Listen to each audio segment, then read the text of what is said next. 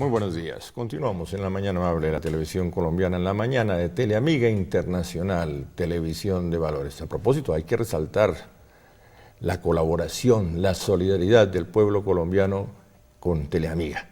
La Teleamigatón, todo un éxito.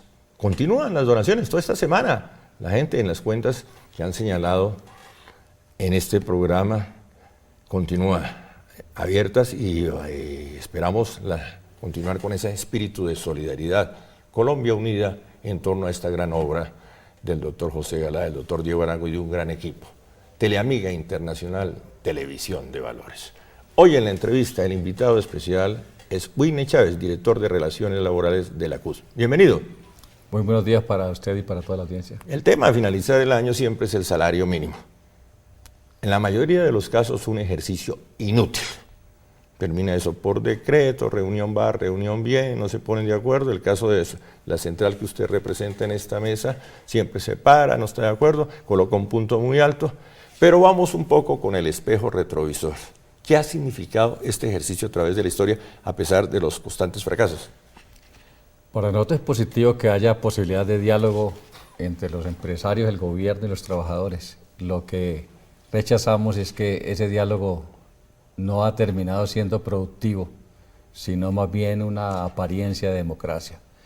Nosotros en la última década del siglo pasado tuvimos durante todos los años un incremento salarial por debajo de la inflación, cual significa que perdimos más de 20 puntos en capacidad adquisitiva. ¿En una sola década? Última década. ¿En la última década? Ahora, al empezar esta década hubo un cambio en la política, sobre todo por la incidencia de la Corte Constitucional, y en el reajuste se consideró lo que es la productividad. Eso ha significado que los salarios de esta década ya no estén por debajo de la inflación, sino ligeramente por encima, pero al hacer el balance del 90 hacia acá, nos encontramos con que todavía hay una deuda social de los empresarios y el Estado con los trabajadores que nosotros la calculamos por encima de los 17 puntos. Pero no hay unos parámetros definidos en torno, por ejemplo, al incremento de los servicios públicos y otros factores que inciden en la canasta familiar y que debilitan el poder adquisitivo del salario. Evidentemente la Corte ha tenido en cuenta todos estos factores, pero en la mesa de negociación solo se han considerado dos. ¿Cuáles son los que dice la Corte? Considerar la inflación proyectada, la inflación causada, la productividad, la participación de la remuneración de los trabajadores en el Producto Interno Bruto, el crecimiento del Producto Interno Bruto y dos cosas que son más importantes, el respeto a la dignidad del trabajo y a que todas las personas tengan posibilidad de acceso a los bienes y servicios básicos. Si se tuvieran en cuenta estos dos últimos factores, aquí tenía que haber un salario por encima del $1.000.000. Quiere decir que en la comisión de concertación se viola, entre comillas, lo que señala la Corte. Evidentemente, son 5 criterios de la Corte y apenas están considerando 2. Y eso que para este año la situación es más difícil porque la OCDE ha dicho que los salarios no pueden reajustarse más allá de la inflación, o sea, desconocer la productividad, o sea, vamos en retroceso. Usted habla de las políticas de la OCDE. De la Organización del Comercio Internacional. Organización para la Cooperación y el Desarrollo Económico, el clan de los poderosos, los que determinan la política del país. Entonces eso se determina por fuera del país y no ante los parámetros de la Corte. Sí, por eso hoy se nota que, por ejemplo, el año anterior se hablaba de la inflación y un reconocimiento por productividad. Este año ya dicen que no, que la productividad está en cero y que no debe tenerse en cuenta, pero en última lo que están haciendo es acoger las recomendaciones de la OCDE que significan bajos salarios. Es increíble, pero la OCDE considera que el salario mínimo en Colombia es alto. ¿Es alto con respecto a? Ellos comparan el salario mínimo con el salario medio y descubren que el salario mínimo está muy cerca al salario medio. ¿Cuál es el salario? Excúseme la pregunta. ¿Cuál es el salario medio en Colombia? El salario medio es ponderar los ingresos altos con los ingresos bajos. Pero como la mayoría de los colombianos está recibiendo un salario o por debajo del mínimo o ligeramente por encima del mínimo, entonces se acercan el salario mínimo al salario medio y ellos descubren con eso que el salario mínimo es muy alto. Nosotros llegamos a la conclusión contraria. Decimos que los salarios en Colombia en general son bajos y tienden a llegar al mínimo. O sea, si no defendemos un fortalecimiento del salario mínimo, esto es un empobrecimiento general de la población. Las autoridades que manejan el tema económico en Colombia, ¿por qué son tan duras con la cosa del salario mínimo, con el tema del salario mínimo, y por el contrario, tan abiertas? Por ejemplo, el incremento del salario de los congresistas, las exenciones a los ricos. ¿Por qué esa disparidad de criterios? Este es un país de la inequidad y por eso estamos bien escalafonados como país inequitativo del mundo.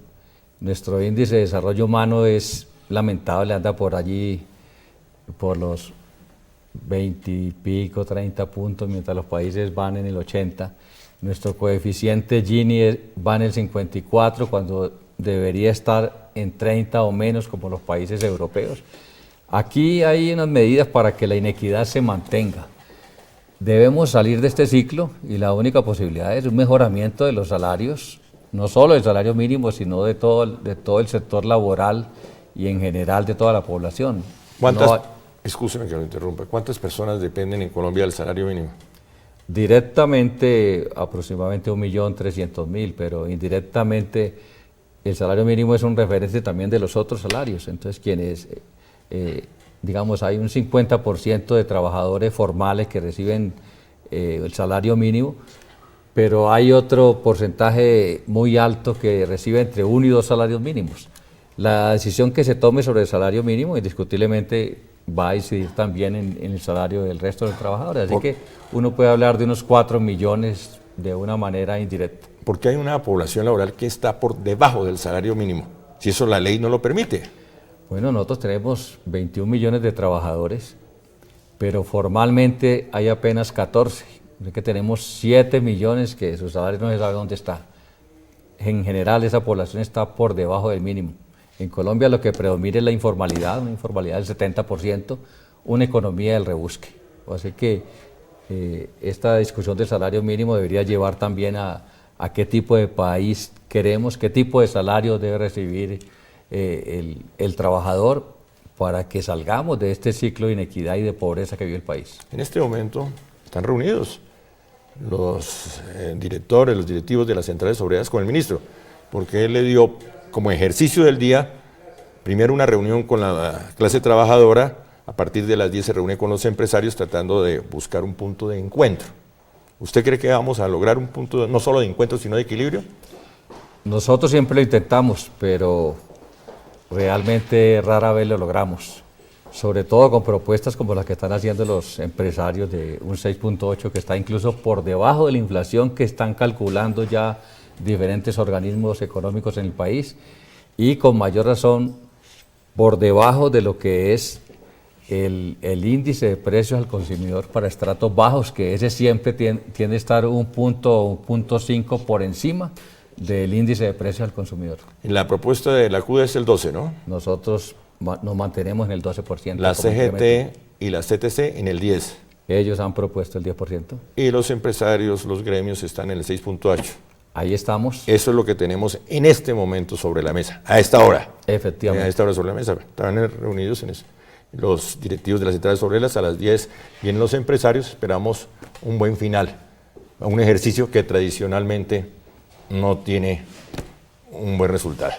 Sí, esperamos que haya una apertura hacia un nuevo país y no mantener la inequidad que hoy tenemos. Y esperamos que la palabra Feliz Navidad también llegue a la clase trabajadora colombiana en todo su esplendor. Y sobre todo la de Próspero Año. Y la de Próspero Año. Ese tema lo vamos a desarrollar a fondo en el gran debate. Es el ejercicio que tenemos este martes. Muy amable. A usted por venir, Whitney Chávez, delegado para las relaciones laborales de la Central Unitaria de Trabajadores. ¡Feliz Navidad! Lo mismo para ustedes y toda la audiencia.